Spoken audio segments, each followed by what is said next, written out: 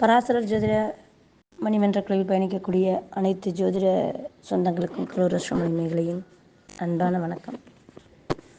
இப்போது இந்த பதிவு என்னென்னா, திருமண பொருத்தத்தில் ஆண் பெண் இருவரின் திசாபுத்தி ரீதியாக எப்படி வாழ்க்கையை இணைக்கிறது, அனுபவத்தில் நாம் பார்த்த கருத்து, அதாவது ஜாதகத்தினுடைய நிலைப்பாட்டை உணர்ந்த கருத்து இது. இப்போது திருமணம் அப்படிங்கிறது நீங்கள் இப்போ எத்தனையோ பொருத்தங்கள், இப்போ 10% தசவித பொருத்தங்கள் 10 இருக்குது, கிரக பொருத்தங்கள் இருக்குது, திசாபுத்தி பொருத்தங்கள் இருக்குது. ஒருத்தருடைய குருவுக்கு இன்னொருத்தருடைய குரு திரிகோணத்தில் இருக்கிற அமைப்பு இருக்குது. சுக்கிரனுக்கு ஒரு பெண் ஜாதகத்தில் செவ்வாய் இருக்கிற இடத்துல ஆணினுடைய சுக்கிரன் அந்த ராசியில் இருப்பது சிறப்பு அல்லது பார்ப்பது சிறப்பு. பெண்ணினுடைய சுக்கிரன் இருக்கிற இடத்துல ஆணினுடைய சுக்கிரன் இருக்கிற இடத்துல பெண்ணினுடைய செவ்வாய் அந்த வீட்டில் இருக்கிறது, அதுவும் ஒரு அந்யோன்யத்தை கொடுக்கும். புருஷன் கொண்டாட்டிக்கு மட்டும்தான் இது, மற்றவங்களுக்கெல்லாம் இல்லை. அப்போது இது ஒரு வசியத்தை, அவங்களுக்குள்ள ஒரு இணக்கத்தை. ஒவ்வொரு பொருத்தத்துக்கும் ஒவ்வொரு விஷயம் இருக்குது. இப்போ நம்ம எந்த பொருத்தத்தையும் சரியில்லைன்னு நம்ம சொல்லிட முடியாது. எல்லா பொருத்தத்துக்கும் ஒரு வேலை இருக்குது. வசியம்னா அது ஒரு பொருத்தம். இப்போ நீங்கள் வசியம்லாம் இருந்துருச்சு அப்படின்னா பொண்ணு மாப்பிள்ளையும் நேரில் எல்லாம் காட்டக்கூடாது. எல்லாம் கன்சல்டேஷன் முடித்து எல்லாம் நம்ம எல்லாமே கலெக்ட் பண்ணிவிட்டு அதுக்கப்புறம் தான் பொண்ணு மாப்பிள்ளை பார்க்கணும். முதல்ல ஃபஸ்ட்டு பொண்ணு மாப்பிள்ளை பார்த்துட்டாங்க அப்படின்னா நீங்கள் எது சரியில்லைன்னு என்ன பண்ணி கல்யாணம் நடத்தினாலும் நிற்காது. அவங்க 2 பேருமே கூட கல்யாணம் பண்ணிக்குவாங்க. அந்த மாதிரி ஒரு வசிய பொருத்தத்துக்கு ஒரு பவர் உண்டு. இன்னும் கொஞ்சம் போனோம்னா திரிகோணத்திற்கு ஒரு பவர் உண்டு, கேந்திரங்களுக்கு ஒரு பவர் உண்டு, 6, 8, 12க்கு ஒரு பவர் உண்டு. இது எல்லா பொருத்தத்தையும் மீறி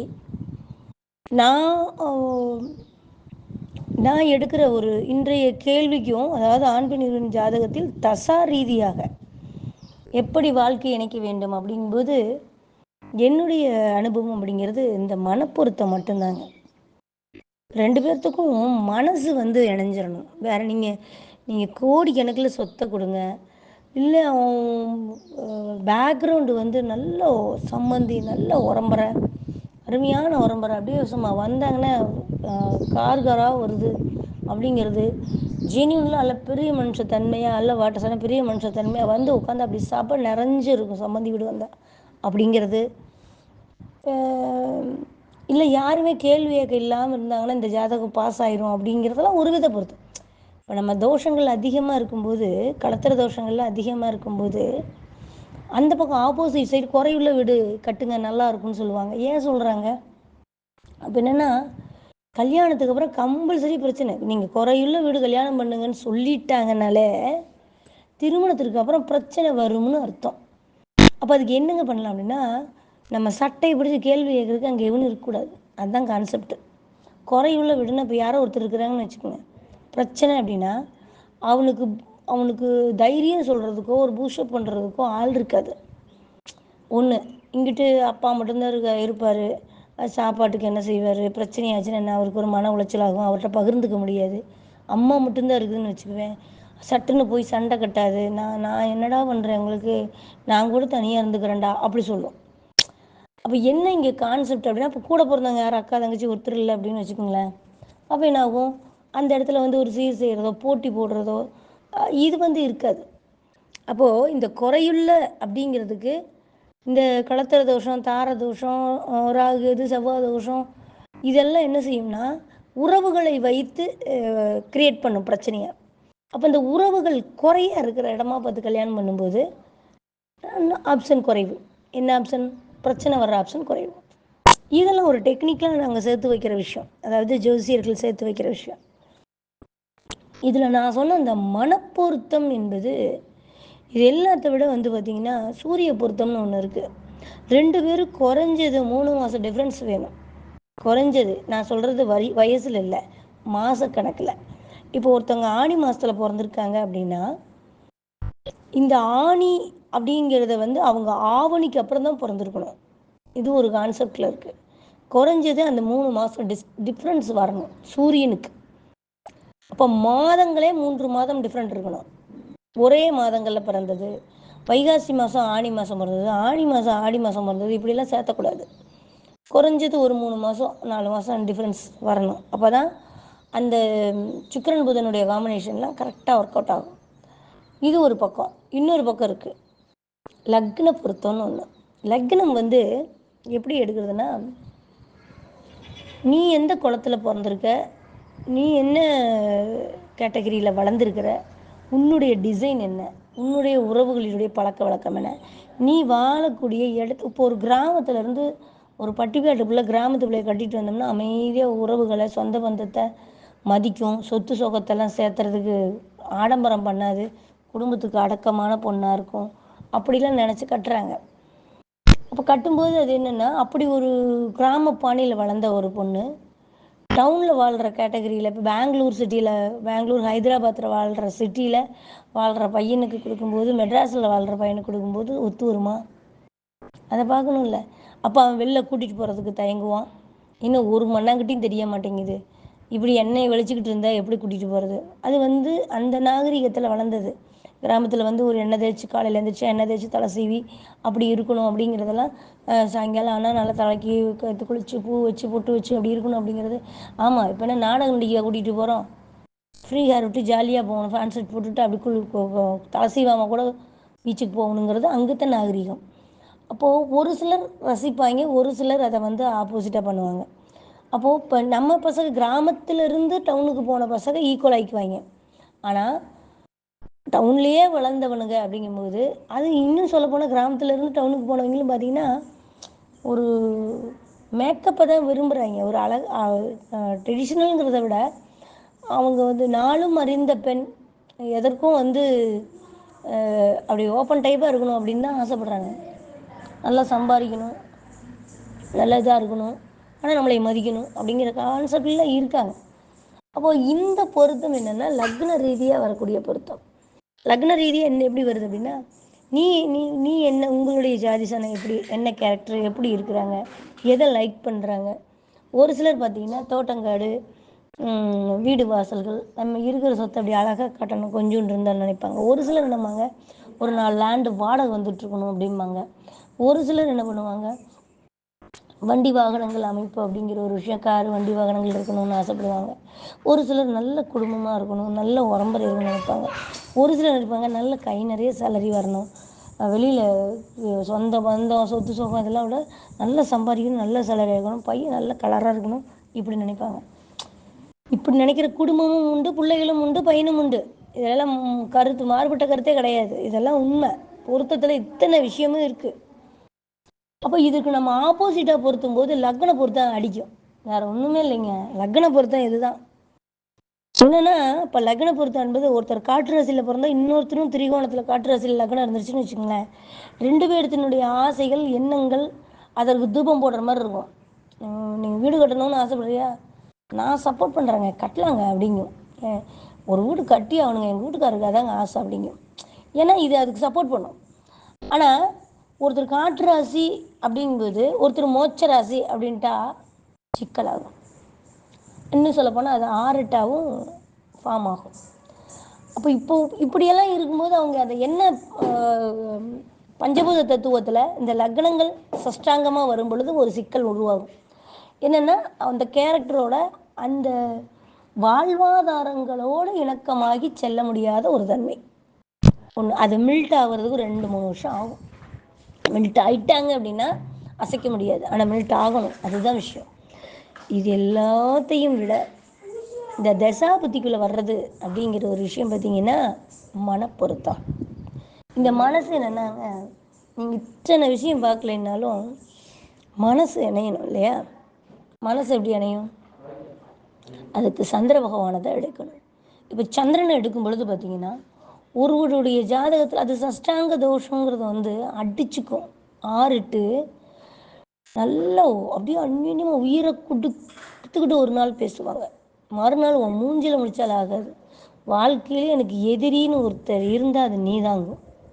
வாழ்க்கையிலேயே இது வரைக்கும் நான் பார்க்காத ஒரு எதிரி, துரோகி, வஞ்சகன் எல்லாமே நீதாங்க. மறுநாள் நீ இல்லாமல் என்னால் வாழ முடியாதுங்க. இப்படியெல்லாம் 6-8 பேசும். அப்போ என்னென்னா, என்ன சவுண்டு கேட்குதுன்னு வீட்டுக்குள்ளே தெரியாது, அந்த மாதிரி இருக்கும். எல்லாமே அப்படி தான் இருக்கும். அப்போது 6 8 12 இது ஒரு கான்செப்ட்டு.